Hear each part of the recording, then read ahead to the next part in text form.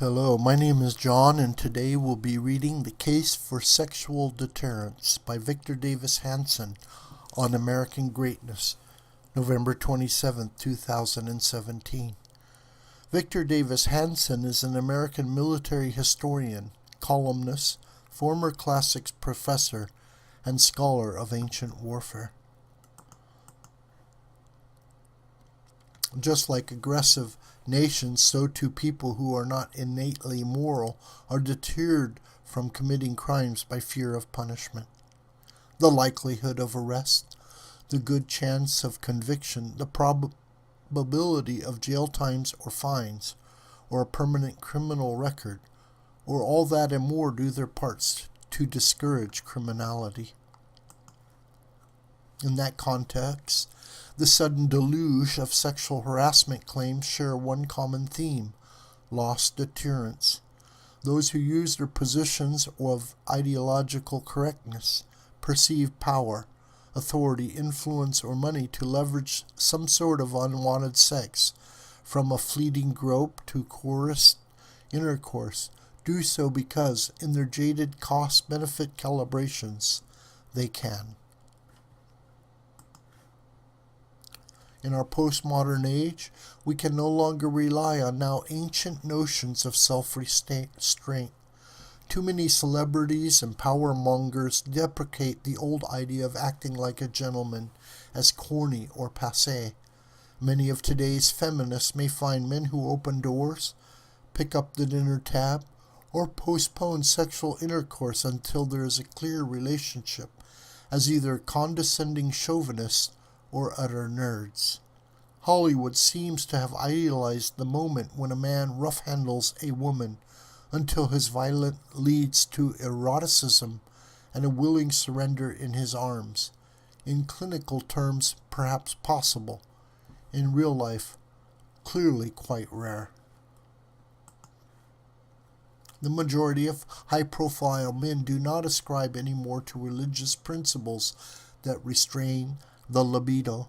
Mike Pence was laughed at for his wise counsel of avoiding ubiquitous temptations, as if he were 16-something innocent babe in the woods of slithering vamps.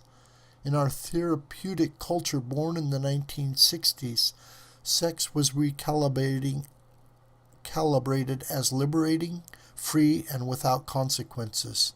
Not as the Greeks once warned of Eros as dangerous and destructive in its power to cloud reason and to make even the sober and judicious mere slaves to their appetite. The right politics. Sometimes sexual deterrence is lost through loud liberal politics. Al Franken assumed that as a progressive giant of the Senate, his professed progressive feminism exempted him from any consequences for his snickering gropes and creepy cheap feels. In Franken's twisted mind, how many free prods and pokes does voting against confirming conservative federal judges earn?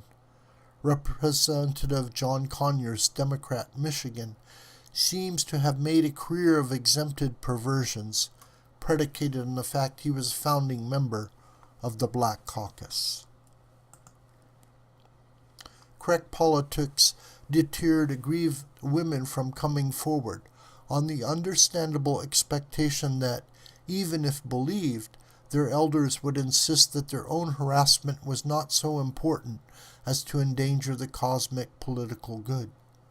So abstract morality can offset concrete immorality in a variety of ways. Bill Clinton's stance on abortion may have earned him a sort of coerced or cheap insurance from knee-pad sex. Denigrating Paula Jones as trailer trash was a small price to pay for having an empowered Hillary as First Lady.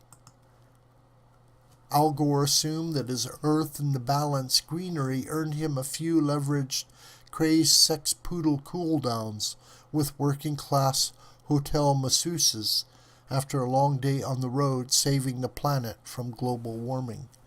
Gore's green get-out-of-harassment-free card was the sexual equivalent of his earlier rush to sell, before an anticipated rise in the capital gains tax, a failed cable station to the anti-Semitic Al Jazeera, fueled of course by Middle Eastern carbon fuel profits.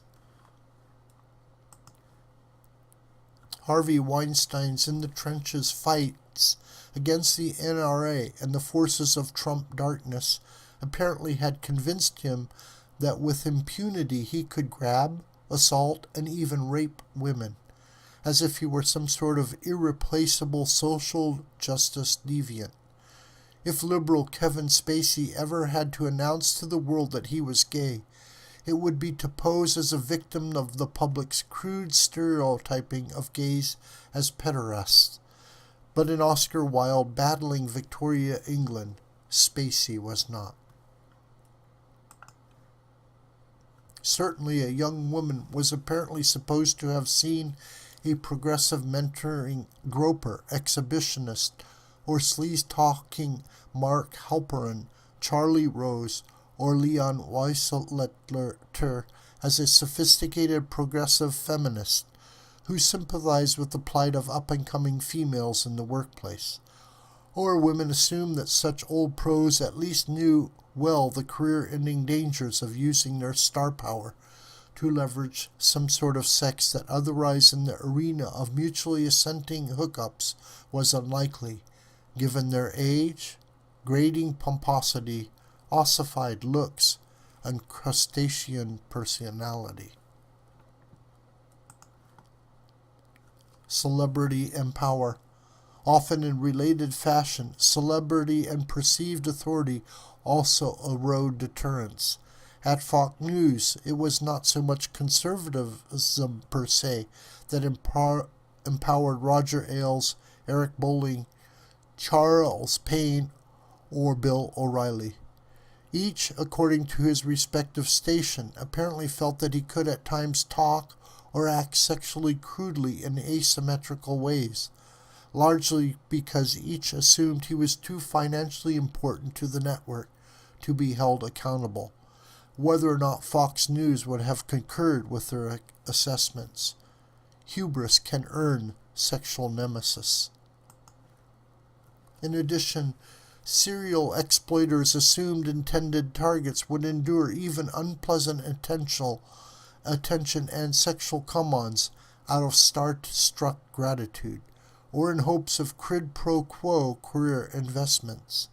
For the crass sexual investor, then, the risks of being held to account were not deemed as great as their perceived benefits derived from sexual predation. Perhaps past stealthy and affordable sexual financial settlements had greenlighted such behavior, or past warnings from management were deemed Munich-like, or serial sexual congress was seen as a sort of roulette wheel. Predators played the percentages and expectations that in the past they had landed at least a few wheeling sexual targets, and thus were willing to put up with the embarrassments or dangers of more common rejection. In all these cases, the common denominator was the loss of deterrence to prevent such predation, and of course the view of sex as something one-sided, leveraged, and animal-like. For the powerful male, the old idea of just being nice to someone in all matters of Congress was apparently written off as unsexy. Restoring deterrence. How is sexual deterrence restored in what are asymmetrical and non-consenting relationships? Number 1. Politics has to be divorced from sex and replaced with the deterrent of hypocrisy. The self-professed religious moralist and the progressive feminist who coercively grope, grab, and worse should suffer the additional wage of duplicity. The sudden spate of career-ending apologies, embarrassments, or confessionals is already deterring others in like positions from targeting those deemed unwilling and subordinate. What happens in the next few months will determine whether deterrence holds or career implosions lead to amnesia and career rehabilitations. If the trimultial Charlie Rose is back in business in a month, then would-be predators to come will again have made the commensurate cost-benefit calculations. Perhaps a few will see the dangers of a mere transitory career dip as still worth the risk. On the other hand, if current legitimate complaints are drowned out by dubious allegations, then, in Salem witch trial fashion, or in the manner of the hysteria unleashed by the guillotining Committee of the Public Safety, the public will conclude enough is enough. The destruction of Hippolytus is the archetypical warning of what follows from revenge of the spurned. In addition, a congressman who made a sexual ass out of himself with a willing adult partner in a tawdry but mutual relationship gone on the rocks is a matter of ethics, not the law. Consenting promiscuity is not in the same category as the felonious Anthony Weiner. The state has no business in investigating what two adults in private willingly consent to. Moreover, no one has yet quite calibrated such sins with commensurate punishments. Clearly, an elderly groper like George H.W. Bush, or a creepy avuncular feeler like a solicitous Joe Biden is not in the same den as Jeffrey Epstein's Lolita Express, or the alleged allegations lodged against Bill Clinton, Bill Cosby, or Harvey Weinstein. He said, she said, the nature of the one-sided impropriety, the statutes of limitations, the consistency of evidence, the age of the target and the targeted all factor into the equation of punishment and social and legal ostracism. For deterrence to hold, then, public opinion will have to weed out post facto claims of men and women who feel their once consenting relationships did not pan out as they once hoped, and thus justify investments in pursuing vengeance, especially if a long-ago partner is or has become wealthy, powerful, or well-known. Private settlements are a double-edged sword. Hush payouts both enhance and erode deterrence. If rich perpetrators know they can pay money and win contractual silence, then they may feel free to continue their predations, as the bailouts of congressional harassers proved. Victims are on their own a sort of free-for-all to find private justice rather than collective relief through changed mores. But if such settlements are outlawed by the state or by the firm, then the offender may feel he can only be hurt in a court of law, in which he said, she said evidence will not often warrant charges. The offended likewise will calibrate that without the leverage of financial compensation, and with little likelihood of criminal prosecution, acts of lewdness are better left forgotten.